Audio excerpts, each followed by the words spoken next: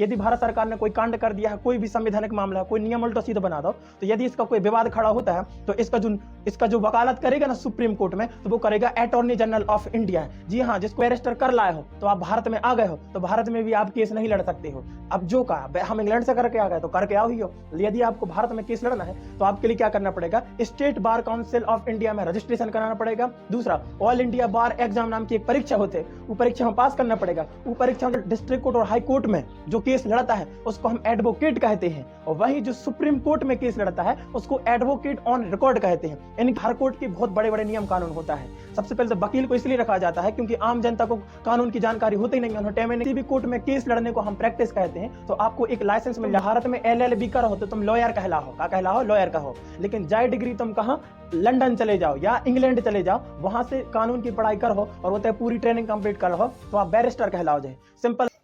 जय हिंद। क्या होगा यदि भारत सरकार के खिलाफ कोनो केस हो जाए, राज्य सरकार डॉक्टर मोहन यादव के ऊपर कोई केस हो जाए, ऐसी कंडीशन में उनको जो केस लड़ेगा वो कौन लड़ेगा? अपने दमों के कोनो वकील लड़े हैं या अपने बांसा के कोनो वकील लड़े हैं? तो ऐसा नहीं है। और साथ ही लॉयर क्या होता है, बैरिस्टर क्या होता है, एडवोकेट क्या होता है, सीनियर एडवोकेट क्या होता है, सुप्रीम कोर्ट का वकील क्या होता है, आज की वीडियो में हम सबकी चर्चा करने वाले हैं।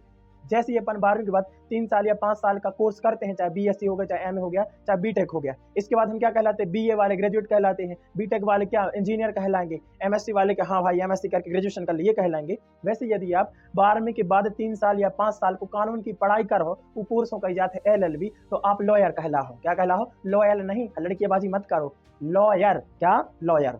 तो जैसे ही आप 3 साल का LLB या 5 साल का LLB कर लोगे तो आप लॉयर कहलाओगे। एक तरह की ग्रेजुएशन है, कानून की पढ़ाई कर ली तो वे कहा होगा लॉयर कहला लगे, इन्हें BTech की पढ़ाई कर ली तो इंजीनियर कहला लगे। अब देखो, इंजीनियर की डिग्री लगे तो इंजीनियर की नौकरी थोड़ी मिल सकती है, और वैसे ही लॉयर की डिग्री लेकर आपको कहीं वकालत करने का मौका कभी नहीं मिल सकता है। तो देखो आप कर क्या सकते हैं, यदि आप लॉयर हो तो आप ना हाई कोर्ट में, ना सुप्रीम कोर्ट, ना डिस्ट्रिक्ट कोर्ट में कहीं भी केस नहीं लड़ सकते हो। तो आप क्या कर सकते हो? कुछ तो काम धंधा होगा इनका। हाँ, धंधा है। ये किसी भी क्लाइंट को क्या लीगल इन्फॉर्मेशन दे सकते हैं। अब क्लाइंट को परेशान लोग अपन मालक वकील जो साहब है जा कर दे, जो वकील साहब जो होगा बिग क्लाइंट का हाथ है, उन्हें बिग कानून की समझ दे सकते हैं कि हाँ जा चीज ऐसी कर लो, चीज ऐसी कर लो, ये कानूनी है, ये चीज ऐसी मत करो, गैर कानूनी है। आपने कोई पेपर बनाया, ऐसा कोई पेपर जो कोई ऑथराइज्ड हो या गवर्नमेंट के लिए हो, आप लॉयर से पूछ सकते हो, देखो भैया में कुछ गलती तो नहीं है, इसमें कोई ऐसी चीज तो नहीं लगती जो हमारे ऊपर केस ना हो जाए या कोई दिक्कत वाली चीज ना हो जाए। या देखो हम जैसे कोई वीडियो बनाते हैं तो हम लॉयर को दिखा सकते हैं क्या इस वीडियो में कोई ऐसी चीज तो नहीं हमने बोल दी गवर्नमेंट के खिलाफ या किसी भी के खिलाफ कि वो हम पर कोई केस वगैरह कर सके। तो कुल मिला के कानून की सलाह कौन देता है? लॉयर देता है। दूसरा, इनसे आप क्या डॉक्यूमेंट ड्राफ्टिंग करवा लो। डॉक्यूमेंट ड्राफ्टिंग का मतलब होता है कोई डॉक्यूमेंट बनवाना है, कोई लीगल डॉक्यूमेंट बनवाना है, तो ये डॉक्यूमेंट भी कौन बना कर देगा? लॉयर देखा। याद रखना, लॉयर होता है किसी भी कोर्ट में कौन केस नहीं लड़ सकता है। अब यदि आपको केस लड़ना है तो उसके लिए आपको एडवोकेट को समझना पड़ेगा। उसके बाद हम देखते हैं कि बैरिस्टर क्या होता है। तो भैया देखो, यदि तुम भारत में LLB करो तो तुम लॉयर कहलाओ। क्या कहलाओ? लॉयर कहो। लेकिन जाए डिग्री तुम कहाँ, लंदन चले जाओ या इंग्लैंड चले जाओ, वहां से कानून की पढ़ाई करो और वो पूरी ट्रेनिंग कंप्लीट कर लो तो आप बैरिस्टर कहलाओ। जाए सिंपल चीज है। इतने हमने LLB करके लॉयर बन गए, तुमने जाई चीज कहाँ जाके, कहाँ इंग्लैंड में जाके कर ली, तो आप क्या बन गए? बैरिस्टर बन गए।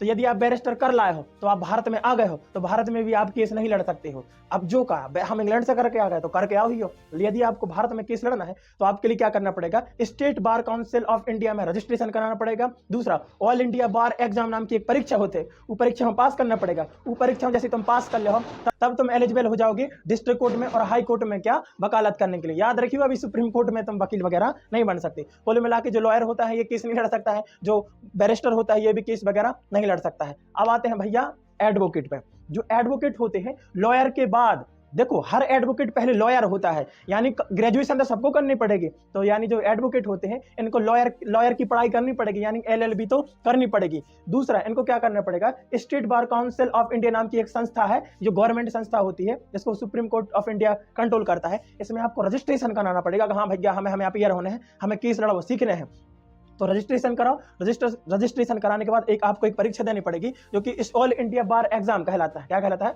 ऑल इंडिया बार एग्जाम। जैसे आप ऑल इंडिया बार एग्जाम में अपीयर होते हैं, आप पास हो जाते हो, तो आपको एक लाइसेंस मिल जाता है क्या? प्रैक्टिस का। देखो किसी भी कोर्ट में केस लड़ने को हम प्रैक्टिस कहते हैं, तो आपको एक लाइसेंस मिल जाता है। हाँ भैया आप कोनो भी कोर्ट में केस लड़ सकते हो। इतना समझ में आ गया? इससे आपको अधिकार मिल जाए कि आप डिस्ट्रिक्ट कोर्ट यानी जिला न्यायालय यानी जिले का जो कोर्ट होता है उसमें आप केस लड़ सकते हो। दूसरा, हाई कोर्ट में केस लड़ सकते हो।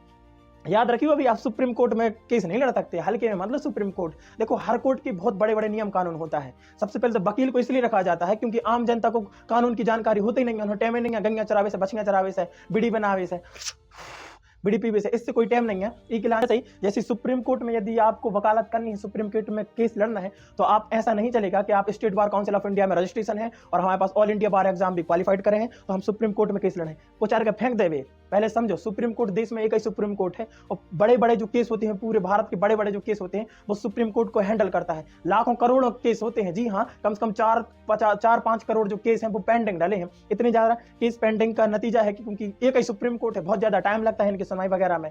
तो वहां ऐसे व्यक्ति को यदि अपन वकील बना के भेज दें जिन्होंने कुछ पता ही नहीं है कि सुप्रीम कोर्ट काम कैसे करता है, सुप्रीम कोर्ट में बोला कैसे जाता है, अपीयर कैसे किया जाता है, क्लाइंट से क्या पूछा जाता है, जज से कैसी बात की जाती है, पता चलो को 250-300 साल लग जाए एक केस में वकीलों के चक्कर में। इसलिए सुप्रीम कोर्ट में यदि आपको वकील बनना है तो आपको क्या, एडवोकेट ऑन रिकॉर्ड होना पड़ेगा। यानी ये एडवोकेट ऑन रिकॉर्ड क्या कहलाता है, तो देखो जो नॉर्मल डिस्ट्रिक्ट कोर्ट और हाई कोर्ट में जो केस लड़ता है उसको हम एडवोकेट कहते हैं, और वही जो सुप्रीम कोर्ट में केस लड़ता है उसको एडवोकेट ऑन रिकॉर्ड कहते हैं। इनके लिए भी उनको एडवोकेट ऑन रिकॉर्ड की परीक्षा पास करनी पड़ती है। यानी कितना झमेला है। जैसे हम हैं तो हमें जैसे वकील बनना है सुप्रीम कोर्ट का, सबसे पहले हमें ग्रेजुएशन करनी पड़ेगी, 3 साल की हम LLB करेंगे या 5 साल की। तो सबसे पहले हम क्या कहलाएंगे, लॉयर कहलाएंगे। लॉयर बनने के बाद हमें क्या करना पड़ेगा, state bar council of India में हमें रजिस्ट्रेशन कराना पड़ेगा। उसके बाद हमें ऑल इंडिया बार एग्जाम को पास करना होगा। इसके बाद हम आप क्या बनेंगे, एडवोकेट बनेंगे। लेकिन अभी भी आप सुप्रीम कोर्ट में आप वकालत नहीं कर सकते, इसलिए आपको एक और परीक्षा देनी होगी जिसको हम कहते हैं एडवोकेट ऑन रिकॉर्ड एग्जाम होता है, जिसको हम AOR एग्जाम भी कहते हैं। इसके बाद हम कहाँ सुप्रीम कोर्ट में वकालत वगैरह कर सकते हैं। जो एडवोकेट होता है इसके भी दो प्रकार के होते हैं। पहला होता है सीनियर एडवोकेट, दूसरा होता है AOR को हम समझ चुके हैं कि सुप्रीम कोर्ट में केस लड़ने वाला वकील को हम AOR या एडवोकेट ऑन रिकॉर्ड कहते हैं। तो भैया जो सीनियर एडवोकेट किसे कहते हैं, तो देखो ऐसे वकील, कौन ऐसे वकील, लॉयर नहीं,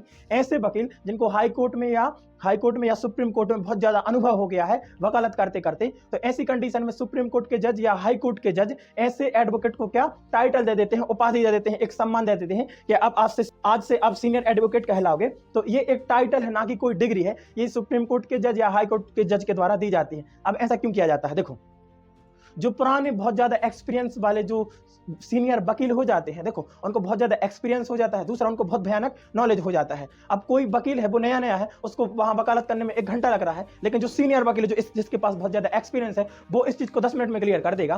तो जो टाइमिंग बचाने के लिए और एक्यूरेट बात करने के लिए जो सुप्रीम कोर्ट के जज या फिर हाई कोर्ट के जज किसी एक्सपीरियंस्ड वकील को सीनियर एडवोकेट का दर्जा दे देते हैं। ये सीनियर एडवोकेट होते हैं, ये कभी केस नहीं लड़ते हैं, केस फाइल नहीं करते हैं, सबूत जुटाने नहीं पहुंच जाते, हाँ क्या हो गया है दया, यहाँ तो मर्डर हुआ है, ऐसा वगैरह नहीं करते। ये सब कौन करता है, एडवोकेट करता है। सीनियर एडवोकेट सीधा जज से क्या करता है, बहस करता है, कानून की सीधी बहस करता है।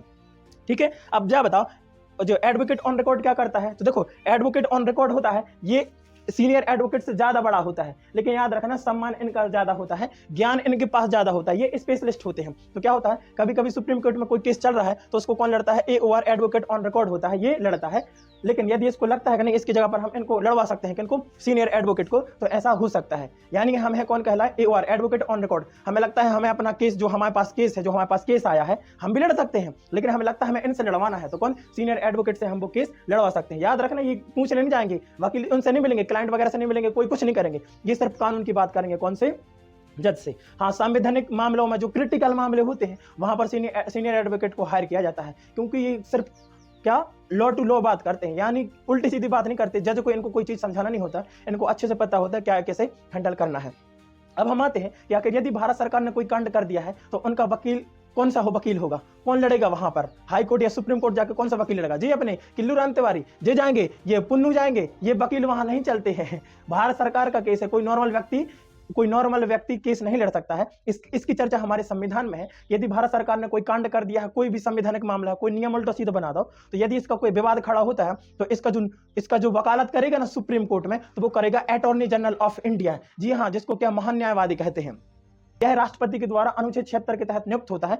यानी जो पूरी मोदी सरकार का जो भी केस लड़ेगा उसको हम क्या कहेंगे, अटॉर्नी जनरल ऑफ इंडिया। कोई भी नहीं लड़ सकता, राष्ट्रपति के द्वारा उसकी नियुक्ति की जाती है अनुच्छेद 76 के तहत। देखो अटॉर्नी जनरल ऑफ इंडिया एक बहुत बड़ा पद हो जाता है, बहुत बड़ी पोस्ट हो जाती है। उसकी हेल्प करने के लिए सॉलिसिटर जनरल ऑफ इंडिया होता है, जिसको हम क्या कहते हैं, SGI कहते हैं, या उसको additional solicitor general of India भी कहते हैं। यानी सबसे मेन कहलाया कौन? Attorney general of India. इसकी हेल्प करने के लिए होते हैं कौन? सॉलिसिटर जनरल ऑफ इंडिया या additional solicitor general of India. ये इनकी हेल्प करने के लिए होते हैं, और ये जो केस लड़ते हैं ये भारत सरकार के लिए क्या केस लड़ते हैं? सुप्रीम कोर्ट में। समझ में आ गया? तो यदि ये चीज राज्य सरकार कर दी तो राज्य सरकार के लिए भी है, उसको कहते हैं क्या? एडिशनल जनरल कहते हैं। उसको क्या कहते हैं?